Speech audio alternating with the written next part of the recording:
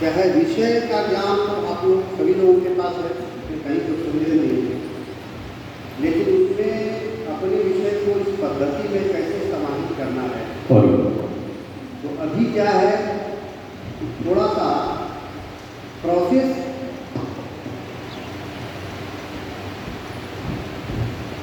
पर थोड़ा सा फोकस आपका थोड़ा कम है, जितना होना चाहिए उतना नहीं, कंटेंट पर ज़्यादा है।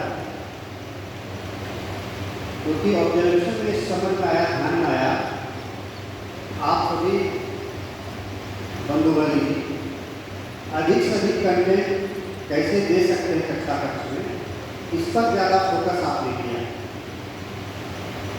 तो वो तो खैर आपके पास है ही, वो आप जानते हैं, वो पूरा का पूरा आपके पास है। आप अपने अपने विषयों के एक्सपर्ट हैं, आप लोग यहाँ पर चुन करके आए हैं।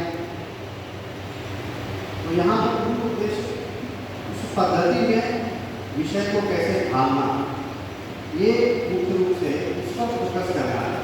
तो थोड़ा सा मैं ज़्यादा समय नहीं लूँगा, आपके समय में से ही थोड़ा सा फिर से एक बार आपको ब्रीफ कर दे रहा हूँ कि देखिए, हम सभी एक बात भी समझ रहे हैं कि हम बच्चों को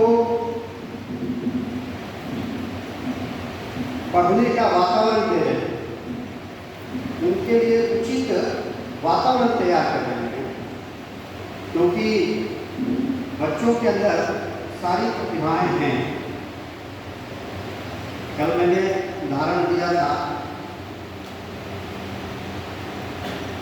जब किसान बहुत मेहनत करके फसल उगाता है, गेहूँ उगाता है, लेकिन वो ये नहीं कर सकता ये गेहूँ हमने उगाया, कहता कि नहीं, ईश्वर की कृपा से इस बार फसल अच्छी हुई।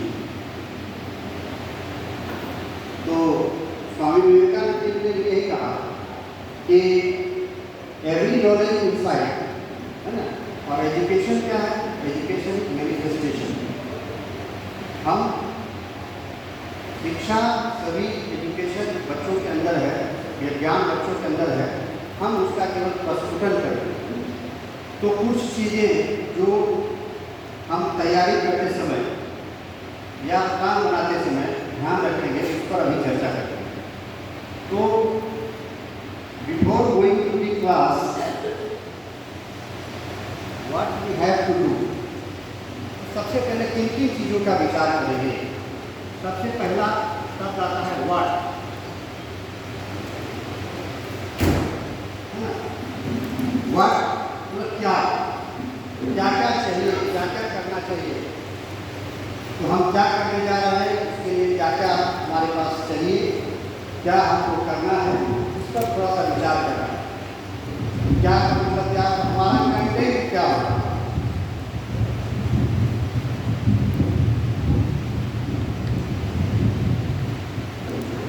कंटेंट क्या होगा, एक्टिविटी कौन सी होगी,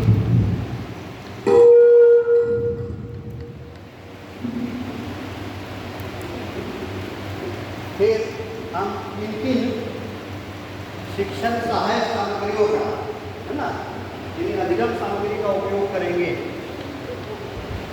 लर्निंग टीचिंग मटेरियल हम कौन सा उपयोग करेंगे। फिर हमारा आउटकम्स क्या होगा, आउटकम से भी लर्निंग आउटकम हमारा क्या होगा। फिर हम कितने समय में, हमने बताया कि टाइम का आपको मिनट टू मिनट मैनेजमेंट करना है। किसी भी चीज़ में थोड़ा अधिक थोड़ा कम समय अगर हम देंगे तो क्या होगा कि फिर वहाँ पर अनबैलेंस हो जाएगा। तो टाइम का ध्यान रखिए, कितना समय हमको देना है। फिर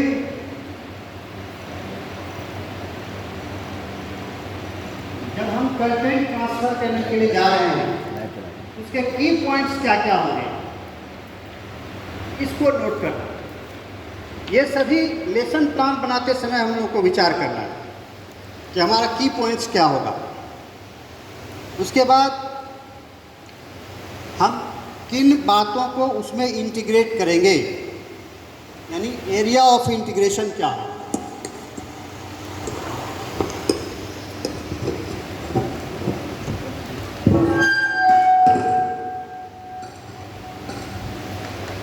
एरिया ऑफ इंटीग्रेशन क्या है?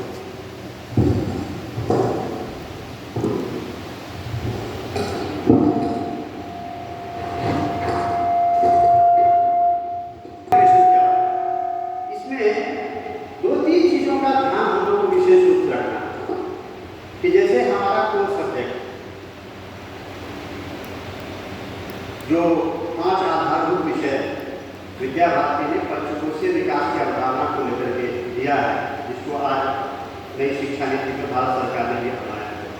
तो उन 5 जो आधारभूत विषय है उसको कैसे हम इंटीग्रेट करें। तो एक तो जैसे हमने बताया, जैसे बच्चों को कंसंट्रेशन आए कक्षा, इस दृष्टि से हम लोग क्या करते हैं, ये थोड़ा सा 3 बार ओंकार का उच्चारण करें। तो जैसे ही हम ओंकार का उच्चारण करते हैं, मात्र 10, 20 या 30 सेकंड का समय लगता है।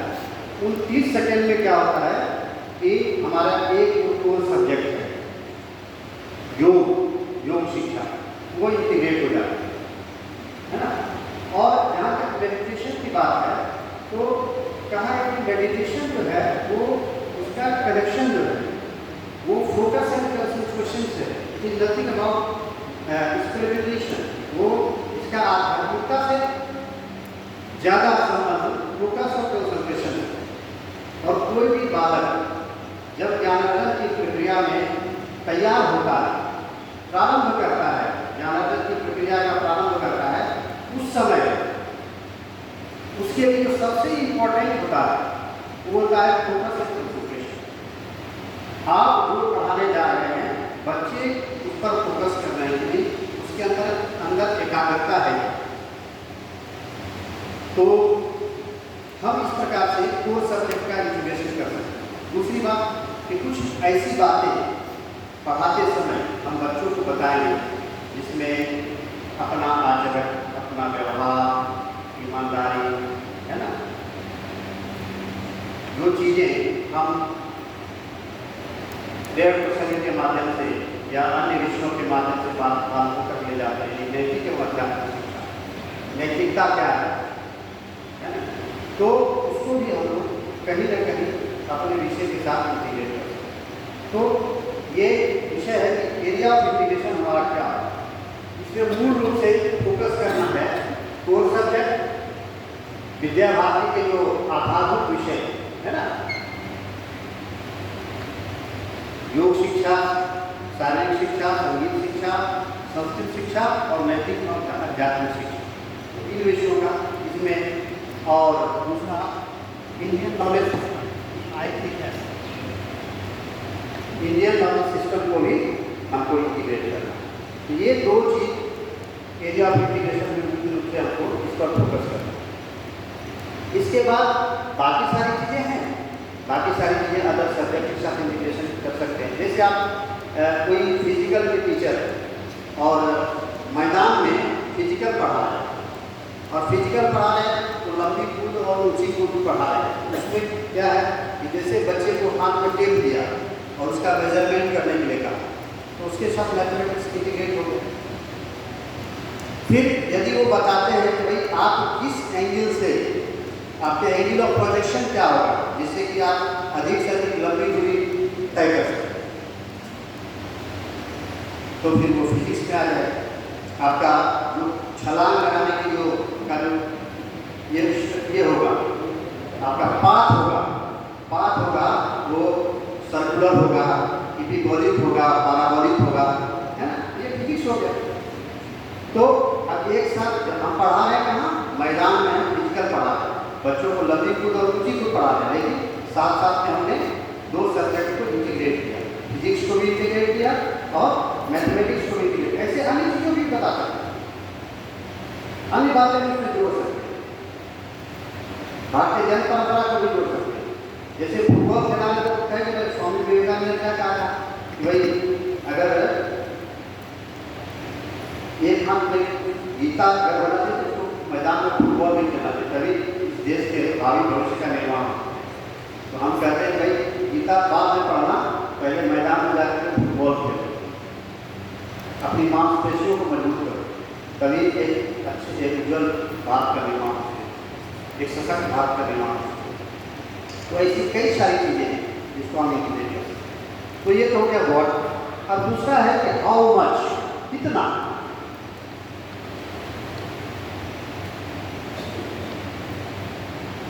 कभी कभी क्या होता है तो आइडिया नहीं होता है कितना कंटेंट देना, हमको उतना ही कंटेंट देना है जितना कि बच्चे ले सकते हैं, बच्चे जितनी तैयार है देने के लिए, है ना। बहुत ज़्यादा दे देने से भी कुछ पल्ले नहीं पड़ता। धीरे धीरे क्या होता है, कक्षा कक्ष में बालक मोनोटोनस होने